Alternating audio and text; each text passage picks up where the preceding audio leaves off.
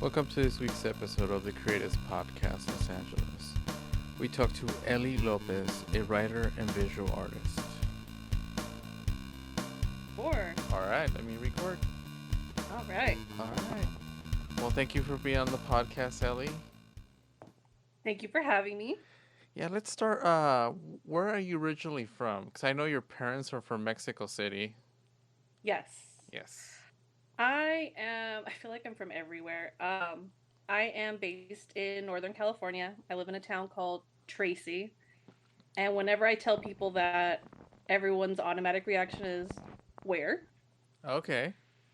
So it's just easy for me to say because I grew up in the Bay Area. I grew up in Central California. I grew up in Southern California. But my main where I reside is in Central California. So I'm like an hour south of San Francisco, an hour south of Sacramento. The closest city to me is Stockton. Oh, wow. So Modesto. you're kind of centrally located. Oh yeah. Yeah. Well, that's pretty cool. So Yeah. how did your parents get, how did you, end up in Tracy? It's a funny story. Okay. Tracy used to be as my dad called it, a cute little fishing town. Oh, wow. And when he came from Mexico out here, he originally, obviously went through the whole SoCal vibe. Wasn't his scene, so he moved to the Bay Area. And then he just started noticing the Bay Area was just getting like so many people just started moving out to the Bay Area. It was overcrowded. That when he met my mom, he's like, this isn't like place I want to like raise my family. So he remembered this tiny little fishing, like not village because it's not a village, like a little fishing place that he would always like go fishing at. And he's like, I could buy a house here. I could raise a family here. And the rest is history. Well, that's great. Yeah, so you kind of grew up in a small city or town? Yes. Ah, interesting. Yeah, I have the same problem. Like, so I grew up in Southern California, and I grew up in the Mm-hmm. city of Bell, and nobody Oh. knows where that is. Yeah. So everybody's like, "What? Where's that at?" I'm like, LA County. They're like, never heard of it. Like, trust me, you pass by it on the freeway. Yep. It's like Tracy's such a commuter town because you pass by it so fast. Like Mm. you wouldn't even know that you passed by until you're like you see the sign like exiting Tracy. Like, okay. Oh, interesting. Yeah. Yeah. So let's talk a little bit about so you grew up there, you went to school there in Hmm. Tracy, and did you go to college? I did not. Oh, interesting. I always feel like I have this conversation with a friend of mine who's going back to school. Mm-hmm. And it's just that whole like, I always have that what if I would have, continued my studies? What if I would have done this? Then at the time, it's like I graduated high school, and high school to me was like such a mess. I just could not get out of there fast enough. Oh, same And then here. when I went to, yeah, and then when I went to community college, I was just like screwing up. So I guess I was just being rebellious. I was like, I don't want to be in a school atmosphere. There's life to be had outside of this classroom. Like, I don't want to be here. And I got on academic probation because of it. Ooh. Yeah. And that was when I got that letter where it's like, you're on academic probation and we don't want to see you like next semester. So I always tell people the school asked me to leave and I haven't gone back. Oh, wow. Oh, wow. And that was Yeah. at a community college in Tracy. It was in Stockton Oh, because it's Stockton. yeah. Wow. Yeah, I just was not after you graduate school, it's just like there's so much things to do. You're just like I don't want to be like in a school setting. Well, for me, I know a lot of people thrive on the school settings, but I at that time I was like I can't be in another classroom. Like I need to get out. There's so much to live that Mm-hmm. I could not just imagine sitting there and trying to figure life out that way. Yeah, I kind of could relate to that. I was in community college for years, and until this year, I actually graduated from the state college, the Ooh, Mendocino's. Well, congratulations. thank you. Yeah, I kind of took all this time to go through community college, graduate, Cal State, and then there's a pandemic. That wonderful coronavirus. Good Yeah. old COVID, COVIDius-19. Yes. So it's been a interesting journey for me. This whole virus has definitely put a lot of things in perspective. Even my friend, when I talked to her about, her going back to school, I'm just like, you ever notice that you kind of don't even have to go to the classroom? This virus is showing you could do everything from home, like even work you could do from home, and Mm-hmm.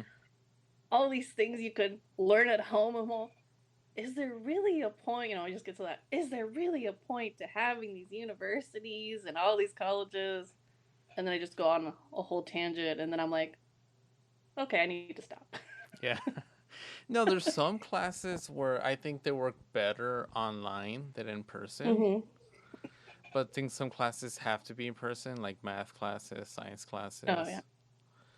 But yeah, rest COVID hit right mid semester, so everything went to online, Hmm. and that was like a magical experience for me because our professors were scrambling to figure everything out. But yeah, But you're still here. You're still surviving. I'm still surviving. Yeah, yeah, That's all we could do right now. yeah. Exactly. Yeah, pretty much. Just get everything done through the computer. Hmm. Yeah.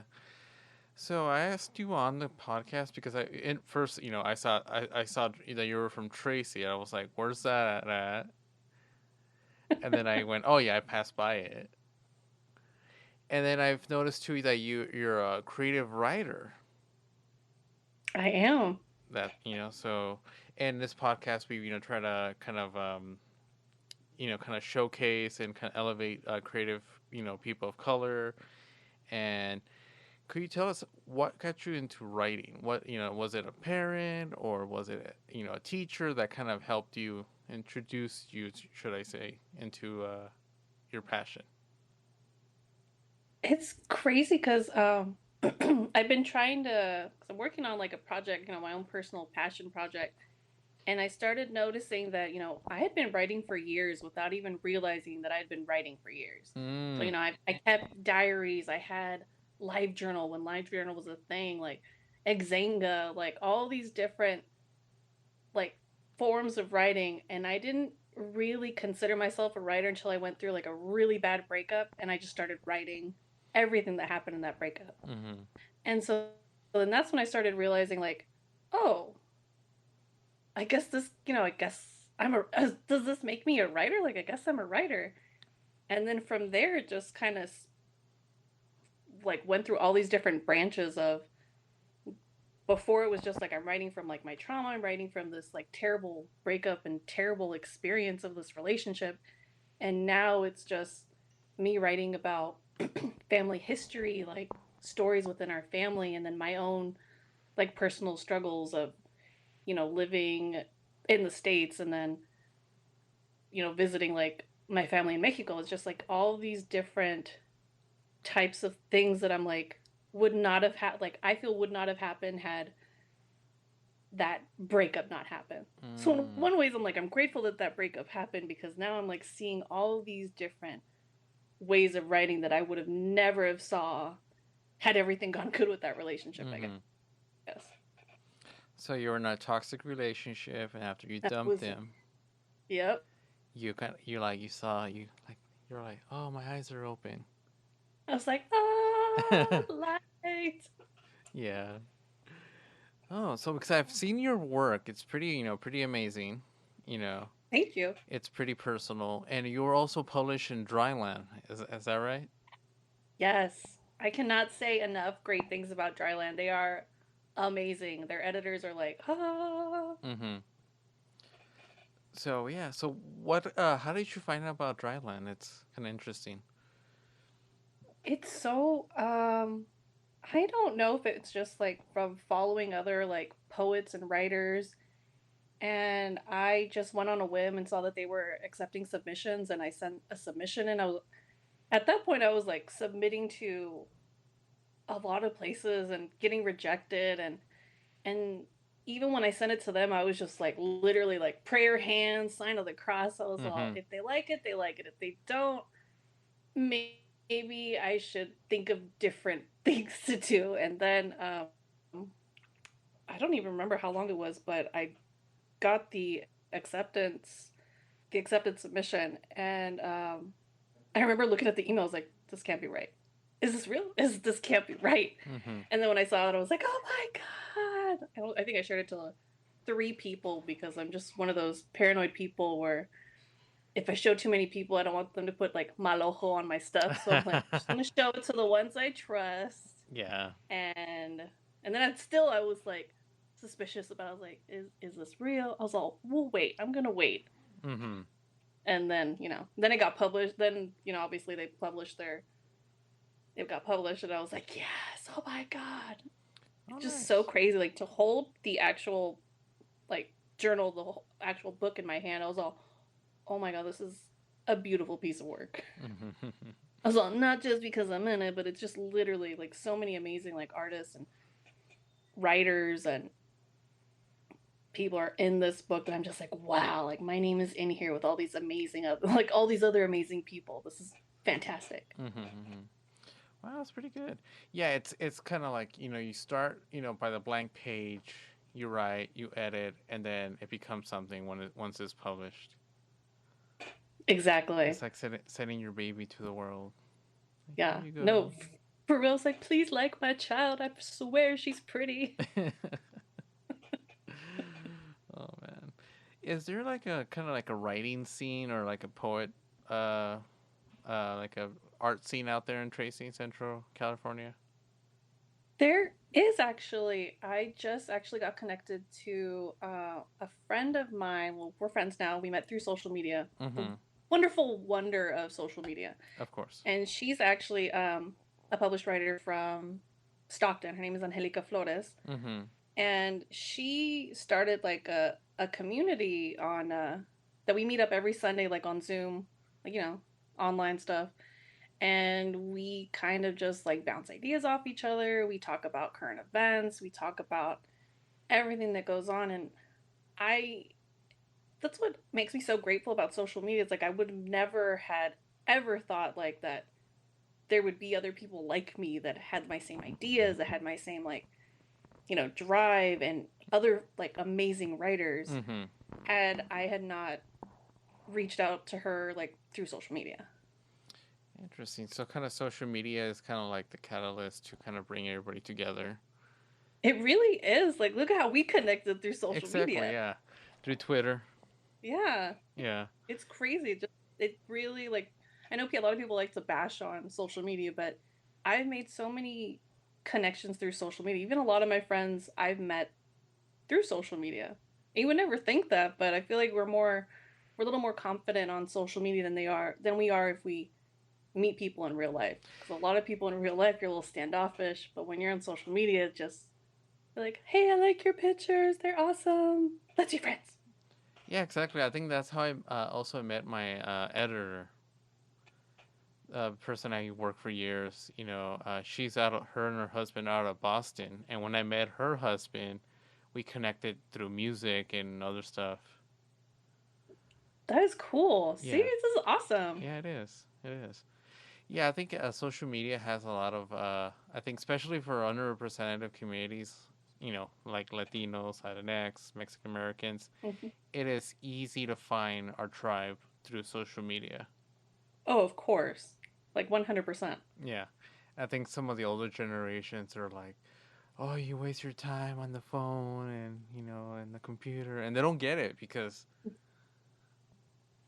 it's Oh, hard to yeah. meet people in real life that you could really connect over art, music, and Netflix or whatever. Oh, of course. Like, also, even before coming to this, it's like my parents are always like, ay, siempre en el teléfono cuando trabajas. Like, when you work, you're always on the phone. I'm all, this, this is me connecting, working.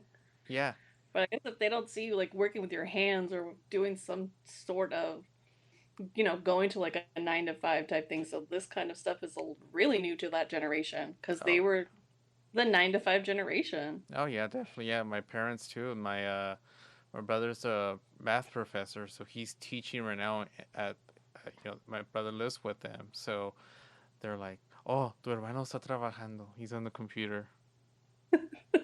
And they're coming around because I spend a lot of Yeah. time on the computer applying for work, and they're like, what are you doing? I'm applying for work. I'm networking. I'm like on these webinars trying to connect with other people, and hopefully a job lands. Yeah. Yeah. Yeah, It will land. I know it will. yeah, I have yeah, a good feeling. yeah. Thank you. Yeah. Uh, do you have any like writing you want to share with us in this podcast? I I do. I have something that I wrote at the beginning of this when this pandemic was just starting. So let me pull that up. Yeah, that'll be awesome. Usually, when I do a writer, if they're performing somewhere live, I just go Mm-hmm. record them. But since COVID, we got, Makes it a little harder nowadays, right? Just yeah. a lot of places aren't really open, but Mm-hmm. all right, let me pull this out. Yeah, this whole virus, I've gone through so many stages of this virus that right now I don't know what stage I was. I think now I'm the acceptance stage. Okay, yeah. Before it was denial, then anger, and now I've accepted that this it is what it is. Yeah. I'm still coming around to accepting it. I would say it takes you a few months, but you accept it, and once it happens, you're like, okay, Yeah. I have a better understanding of it now. Oh, yes. All right, I am ready. Okay.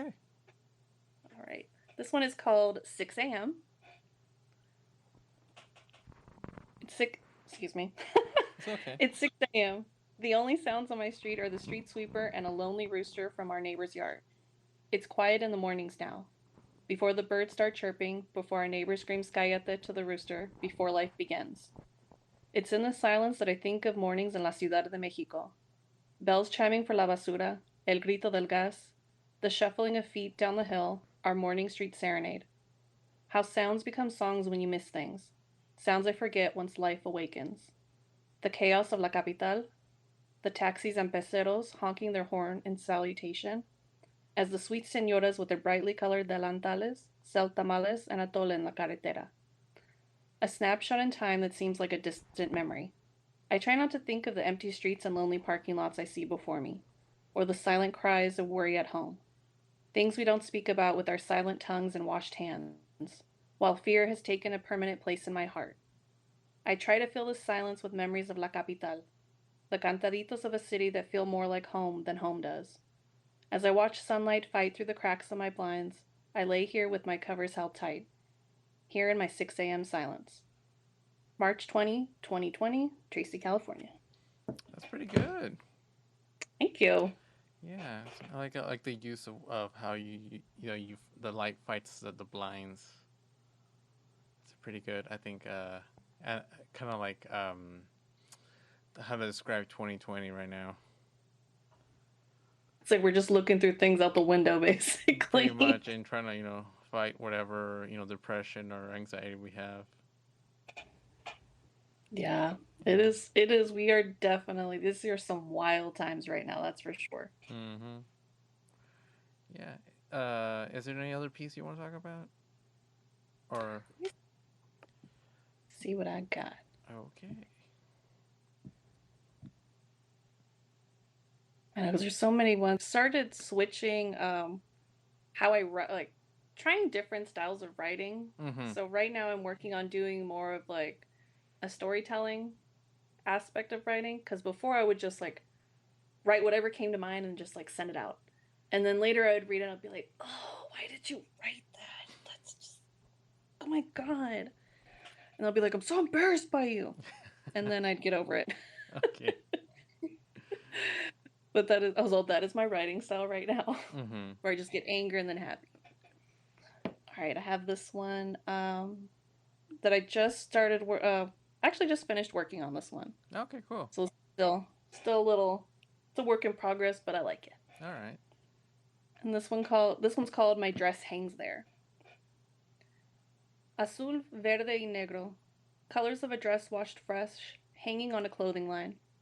I watch as the stories form in the stitches of the dress, between the aroma of suavitel y sol. A reminder of a past with a line dried to the future. I watched the dress hang in the sunshine for weeks. Clean, dried, waiting to be born again in the present. I see stories of my past dance around in the dress, how the memories hold in the fabric. Drinks on rooftops, kissing strangers, dancing under moonlit skies, waking up in sobering white sheets. The dress that I once loved that I stopped wearing after I moved back home. I watch as the dress becomes a line between the past and the future, and I can't cut the line into the present. And my dress hangs there, waiting, a talisman to my past, and I'm afraid to let go. Oh, that's pretty good. Thank you. Oh yeah, it's kind of like talking about dresses and clothing articles of clothing. Like I've noticed, I keep wearing the same shorts and the same T-shirts, kind of like the sad girl shorts and the sad girl shirt. Because I mean, I ain't going nowhere. I'm just like maybe go outside, throw out the trash, and then come back in. Yeah.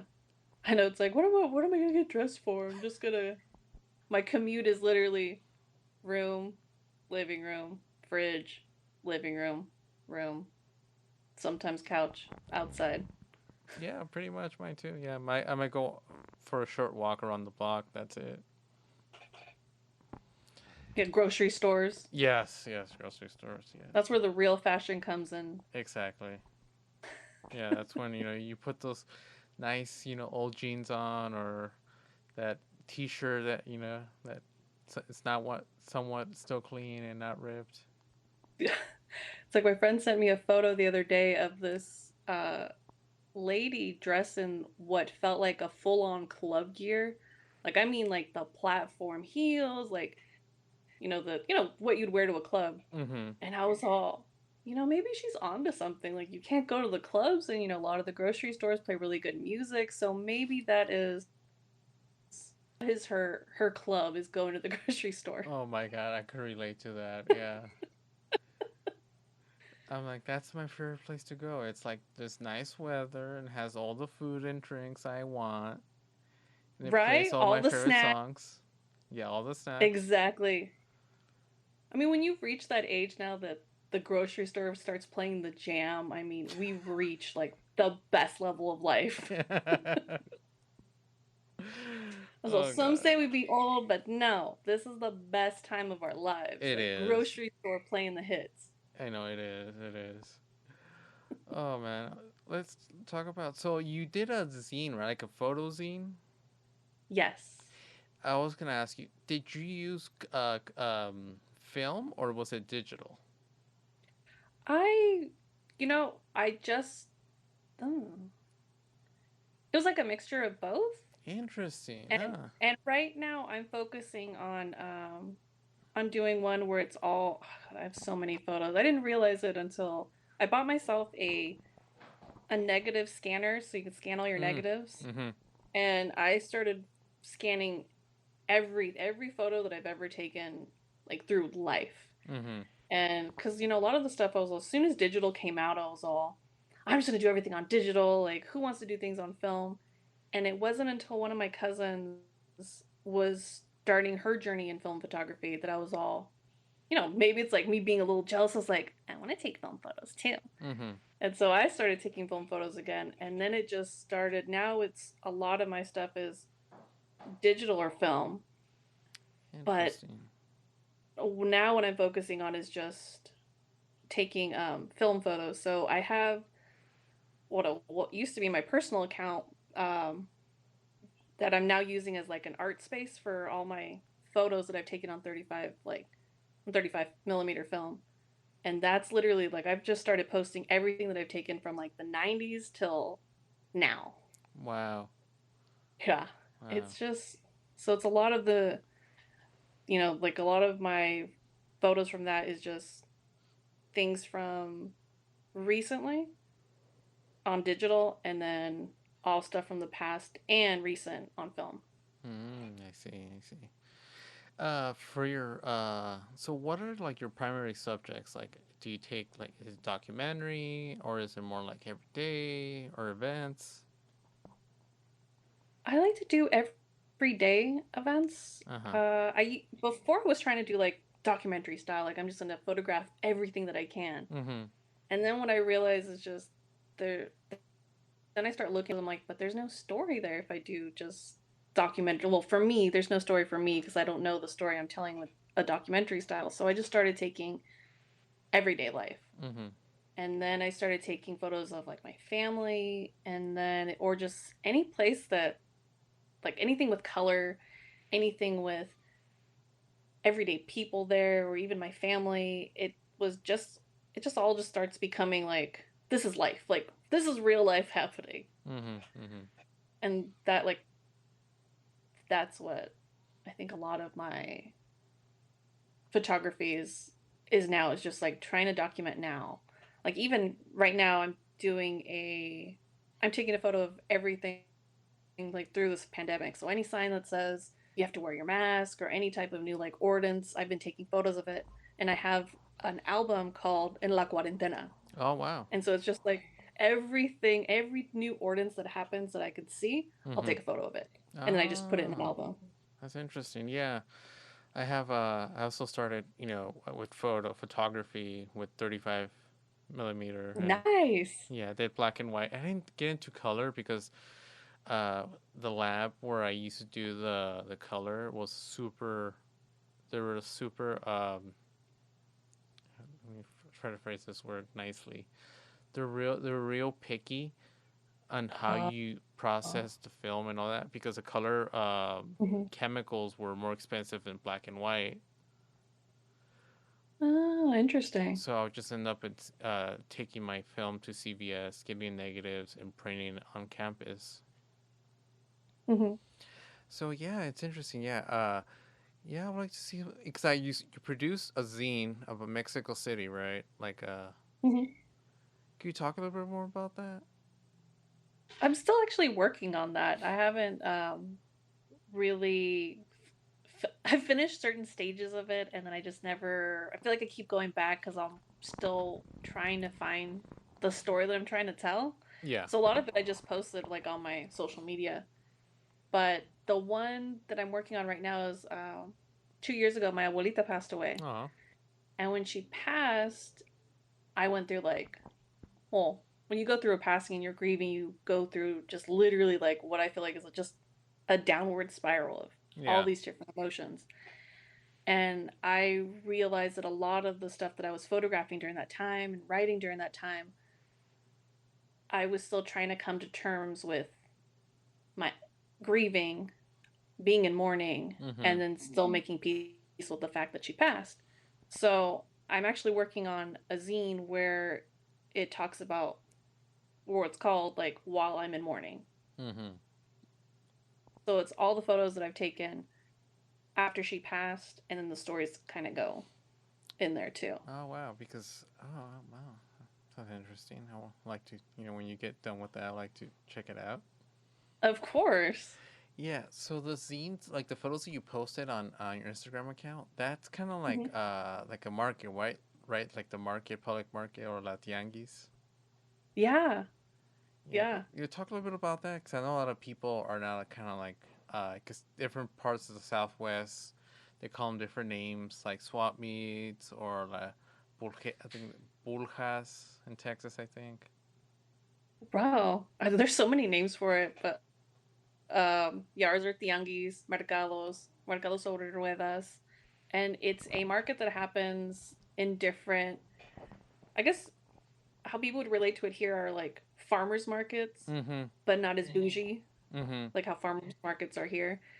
Because a lot of these mercados, people have to go for necessities. Like if a grocery store isn't easily accessible, like it is here, like the nearest grocery store to me is like around the corner. But for a lot of these like colonias, pueblitos that don't have that access, these markets come once a week, the same day, rain or shine, storm, pandemic, like they will Mm-hmm. still show up because people still need their necessities. And I love these mercados because it's everything.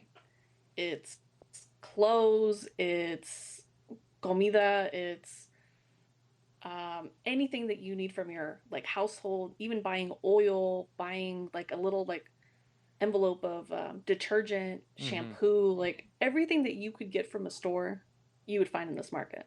Like, I guess the equivalent would be like what, a flea market, I guess, I guess, yeah. where you get all these things. Uh-huh. But like these, to me, they're just so. The first time, like when I was little and I went to a mercado and like all these little tianguis, like it tripped me out because I was like, wow, you can like buy the chicken like right there, or the fish. Like the fish is what trips me out. Like they have like all these, like a whole like puesto of just Mm-hmm. fish, and you just see all these fish heads and fish bodies and all these different things that you would cook with. Like even like even next to all those fishes would be like what you're gonna try to like make it with. So like if you were gonna make like a caldo, so they would have like the guy that would like cut all the different vegetables for the caldo. Mm-hmm. Or if you wanted to make it like fried it, so they would have the oils and all these things would be like in the next stand over. And it's just like I was like, wow, everything's just like a one-stop shop here. Like you're not searching from all these different places. But even with that, like my abuelita, she would always say like, don't go to this puesto because they're gonna charge you more, or don't go to this puesto because like it's not as fresh as it normally is. So she had her pick a plate of stands that were her like favorites. So I mean, like kind of like when you have your different types of brands that you love, Mm-hmm. where you're just like, well, I'm not going to use Kraft. I'm going to use the like whatever Sargento cheese or something like Mm-hmm. that. Interesting. Yeah, because excuse me, we don't. Yeah, I guess we have flea markets out here, but it's kind of like seen as like kind of like, oh, that's that's where the common people go. We have our farmers markets where overpriced vegetables. It's crazy, and that's what's so crazy to me. It's just like in the farmers market and a flea market are literally the same thing. Only Mm-hmm. one's seen more bougie than the other one. So it's just like, but they're the same thing. You're still getting fruits and vegetables. You're still getting all your necessities from home. One of them charges you more than the other one. So it's Exactly. Yeah. and then these mercados is just like it just there's so many things like you can get like and if you ask my dad, like my dad will tell you he would rather eat in a mercado than eat at any restaurant in Mexico. Oh, really? Wow. Oh yeah, because like the food that you would get from the mercados are different than if you were to go to like whatever restaurant is out there. Mm-hmm. And then plus like the whole enjoy like the whole point of it is to be with your people. And so to Exactly. be Yeah. surrounded with like all of your gente there and you're just like, Yeah. oh god, this is an experience that you wouldn't get sitting at a table and then the next people over Yeah. are probably like what, a few feet away. Yeah. I don't know if you wrote this, but on the one of the captions of the photos, you said that going to the mercado kind of slows you down, Oh and yeah. yeah, over here in the United States we're kind of rushed, and over there everybody's kind of more relaxed. Everything's slowed down. You enjoy the food more. Mm-hmm. If Oh you, yeah, yeah, 100%. if you talk a bit more uh about that, like kind of like you were talking about right now, like kind of the food is kind of like a communal space where you kind of eat together. yeah, it's a lot of people don't understand that. Even a lot of my friends at the time, like when I would tell them about my travels, they would be so, everyone's main concern is, are you going to get sick from the food? Oh yeah, yeah. Or is this going to make you sick? Or, oh, don't do this because you're going to get sick. And I always tell people, I get sick, and if, I would get sick a lot, but I would get sick when I came back home because the food here is so processed. Oh yes. But in Mexico, everything is so pure. Like I'm watching them literally kill this chicken in front of me for these chicken breasts that I need. So Mm-hmm. so I know where that like chicken's coming from. I know where these fish are coming from. And it's just a different experience than like over here. Like you're already rushing from work to go to the store, and over there it's just like, okay, you have your list. Every single Monday, like well in our colonia it comes every single Monday, the mercado. So you're like, okay, we're gonna need this and this and this, and that's our meals for the whole week. And then I know that as soon as that Monday hits, that I'm gonna have myself some really bomb quesadillas, Mm-hmm. and I'm gonna get some ice cream because their ice cream's like the bomb. And it's just like things that you don't get. Like I get such anxiety going to the grocery store, even more so now because Oh yeah, all same this here. stuff that's going on. So it's just like all you want to do is like rush out of there. You're just like, okay, I'm gonna get all this stuff. We need to go. Like, we need to go now. And then in the mercados there, you're just like going through each and every stand, trying every type of fruit that you can, fruit that we don't have here in the States Mm-hmm. or are super expensive here in the States. And you enjoy it a lot more there than you do here. Mm. It's like even Walmart, the Walmart in Mexico is a trip to me because it is not the same as like going to the Walmart here. It's like hell. And the Walmart there, I was like, you could try tequila in the Walmart Oh there. really? Yeah, it's a trip. Like if the people that is from whatever tequila company are there, they're like, you want to try this tequila? There you go. Oh You want to wow. try this? It's like how Costco is, how you can try all these different samples. That's Walmart in Mexico. Like it's a trip, and I tell people that, and they're like, "No way, it's not like that." I was all, "Yeah, bro, yes, it is like that." Wow. That's interesting, you know. So yeah. So could you give us a little because when people think of Mexico City, they think more like of a city. Could you kind of give us like a little bit of the landscape of Mexico City? Yes. I used to get into arguments with one of my guy friends. He would say, "There's no green in Mexico." Mm. That there's no, it's just all city and it's just like traffic, which it is. Like it is a lot of traffic to get to one place to another place. You will probably be in the car for a little over an hour, Mm-hmm. and it's literally what would take you probably like 30-minute car ride would take you an hour Oh wow. because of how crazy the traffic is. But there's so many parks there. There's so many pueblitos that are nearby that you don't realize are there. And there's so much like there's just it's like I always tell people like you need more than a week to go there. Oh man. You need at least like a month because there's so many things to do there. There just from all the museums, from all the food, all the markets that are there. There's so many different markets like mercados there. Mm-hmm. There's so many different parks there. Chapultepec is like I guess the equivalent to Central Park. Mm-hmm. I guess you would like people would say. And that whole park itself is just from the lake that's there, from the greenery, the parks.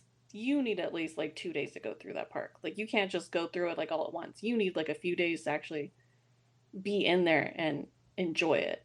Mm-hmm.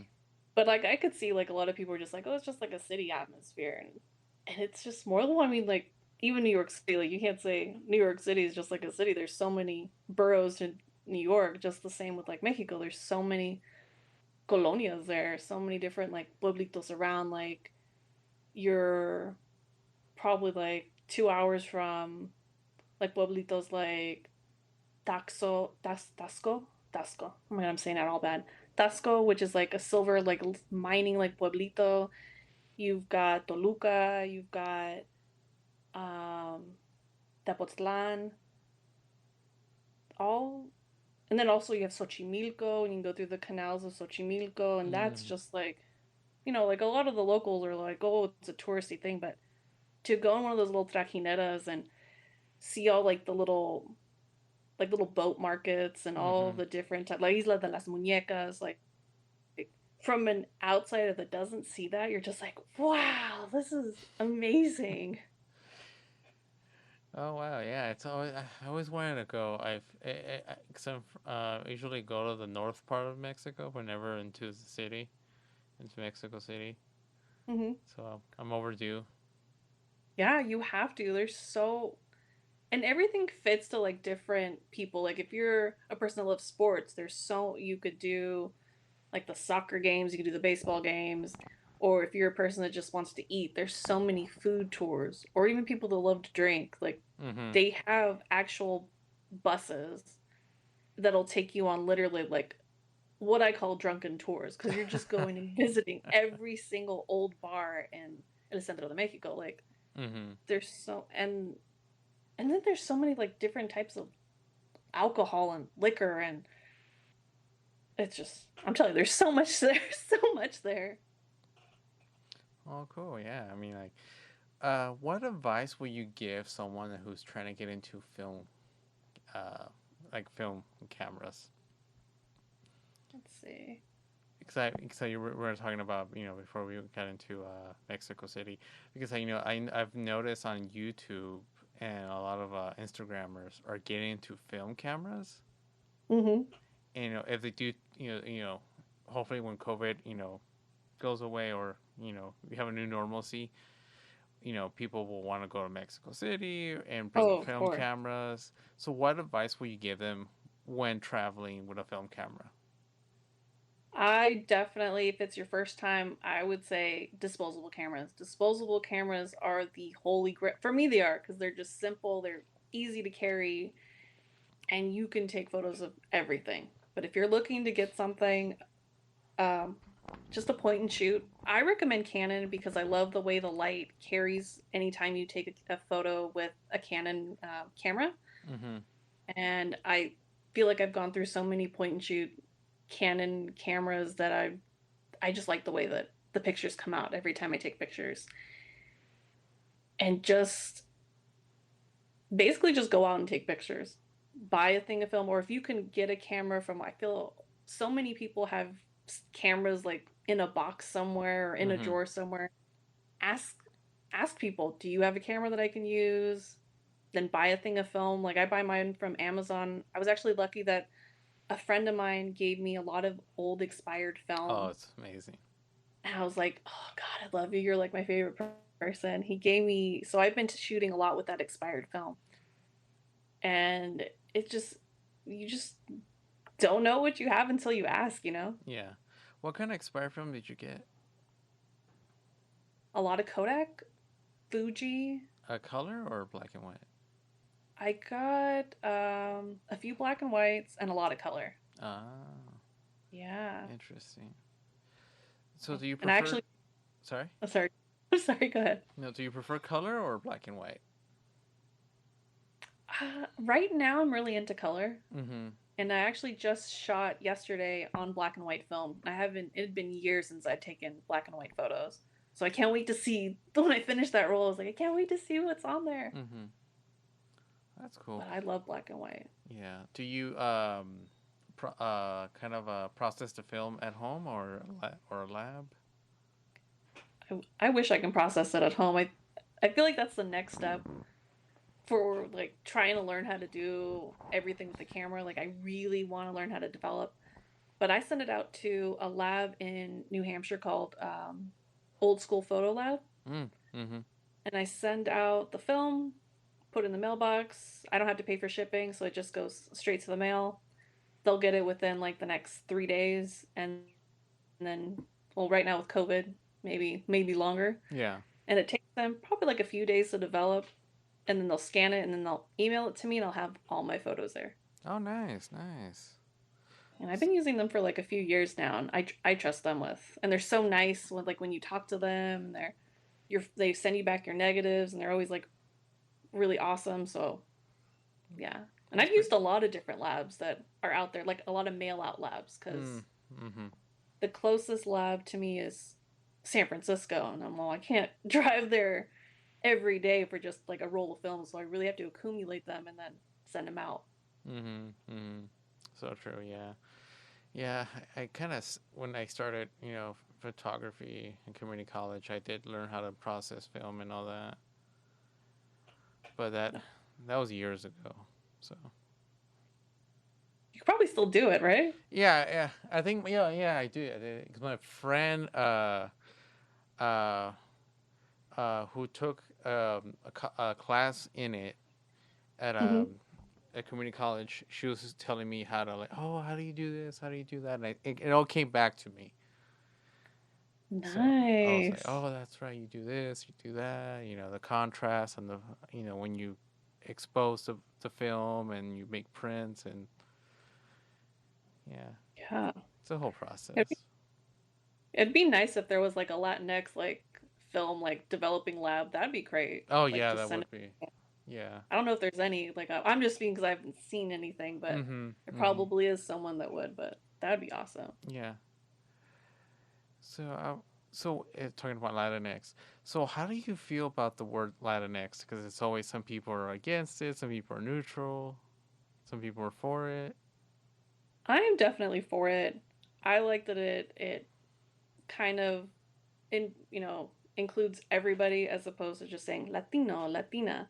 Like as soon as I heard it, it changed my whole vocabulary. I was like, that is the word that I'm going to use because that is more accessible to a lot of communities. And then, but I do see like a lot of people are like, I don't like that word. I don't want to use that word. And I'm just like, well, I feel that it's very inclusive to a lot of communities that are very underrepresented, Mm-hmm. and I feel strongly to use it. So I'm going to use it. But just some people just go into like full on rants about not wanting to use it. I'm just like, the times are changing, man. Yeah, Gotta kind of go on with it. Twitter. That's where I find a lot of resistance and people. I use it all the time, like Yeah. Latinx, and it's so usually kind of like people are like, I don't want to use it. How dare you call me that? I'm like, all right, come on, let's kind of tone it down a little bit. It's nothing, you know, to be No. get huffy about. Yeah, it's like well, I mean, like Latinx is well. Actually, for that term, I would use Latinos in general are very scared of change. So even saying like we're gonna start using Latinx, that's just like I esta palabra like they're so like the fearful of this palabra like this word Mm-hmm. like it's the like Satan or something. I was like, no, it's just a little more inclusive than what we've been using. Exactly. It's like, Yeah. let's all come on, let's get that little walker a little faster. Let's get this going. start We gotta start embracing this. Let's go. The walker. Yeah. Oh my god. So funny. Oh man. Is there anything else you want to talk about? Anything like any projects you're gonna work on or thinking of working on? We're working on a lot of photography projects right now. I just sent 4 rolls out to develop, so I can't wait to see. And that's all stuff that's, in pandemic stuff. Mm-hmm. And right now it's just like writing a lot of stories. And I feel like it's taking me longer as opposed to like when I would just, because I'd finished during National Poetry Month, I did a poem a day for National Poetry Month. And all of those poems were based on ranchera music that I grew up on. Oh, nice.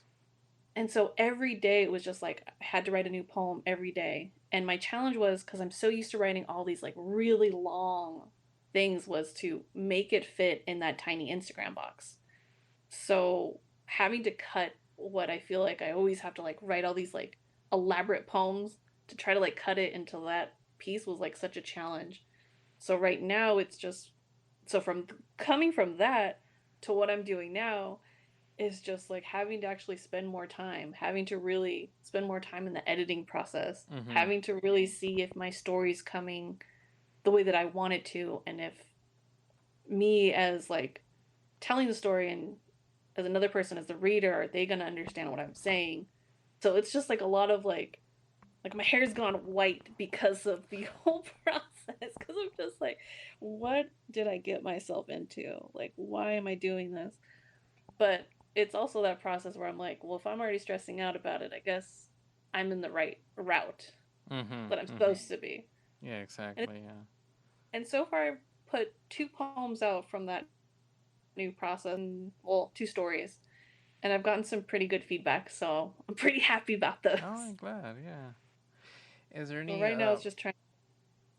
maybe any new zines that you're maybe gonna publish or anything? I am working on a photography one, so I'm just trying to go through every single photograph. So right now, I've been posting them, but trying to see what I want to use those pictures for because I've got everyone has so many pictures, but I'm like, God, I have so many photos. And then right now, I just started doing one about my love for the Bay Area. Mm. So I've been writing a tiny. It's going to be like a little pocket zine of my Bay Area love and heartbreaks. Mhm. Mhm. So that's what I'm working on right now is doing the stories and trying to fit them in a little tiny pocket zine. That's pretty cool. So hopefully they'll. I should be. Yeah, probably by. I feel like I give myself all these expectations, so I'm gonna say winter, but it'll probably be spring by the Yeah. time I finish that. Yeah. Yeah. Right now, kind of like I was interviewing someone else about maybe they were working on publishing stuff and then having uh a backyard party so they could sell their stuff. Mm-hmm. So they could sell their zines because they can't. There was no LA Zine Fest this year. That's right. Yeah, we will. It got kind of canceled, and hopefully next year, LA Zine Fest could happen. Yeah, I know one of them was doing it online, was doing a zine fest online, Was it but I maybe don't remember which one Portland? it was. I think it was one of those like or I don't does Orange County have one or San Antonio? One of those ones that I follow and I was like, "Oh, they're doing it online." I was like, "Well, that's good. I guess, Yeah, yeah, it's pretty good. Yeah. get more of an audience that way too." Yeah. Mhm, mhm. God, Yeah. no, it's so hard for creators right now. It is like we're stuck at home, but yet we're like And then it's like a lot of our us introvert like creatives are like, "Yes!" ah.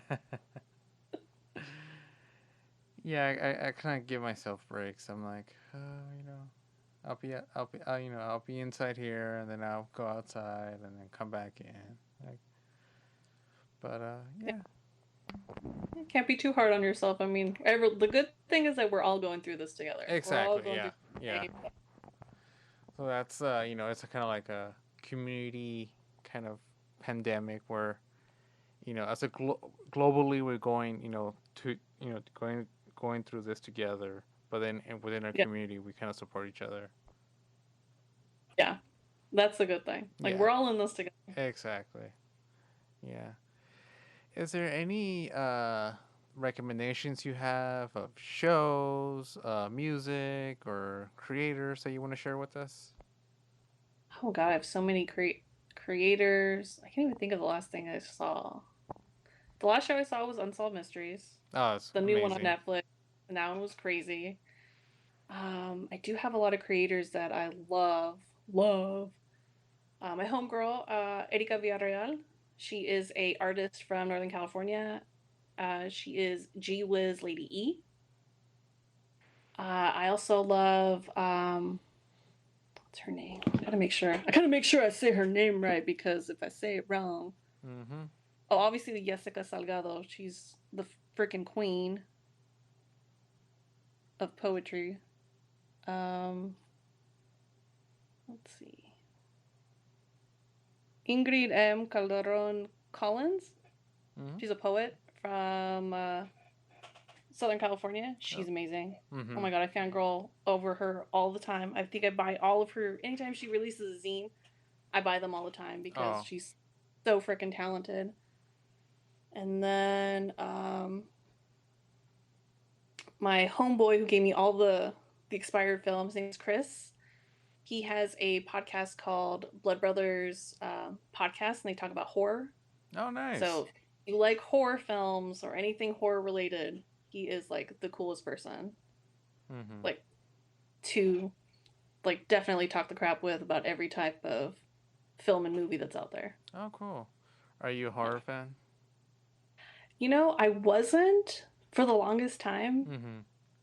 And then I started realizing, for a person who doesn't like it, I sure do see a lot of horror films. So then I was like, I guess I am a horror fan. But I think a lot of the comedic ones, like I love Shaun of the Dead. Like Shaun of the Dead Oh, is love just it. Love it.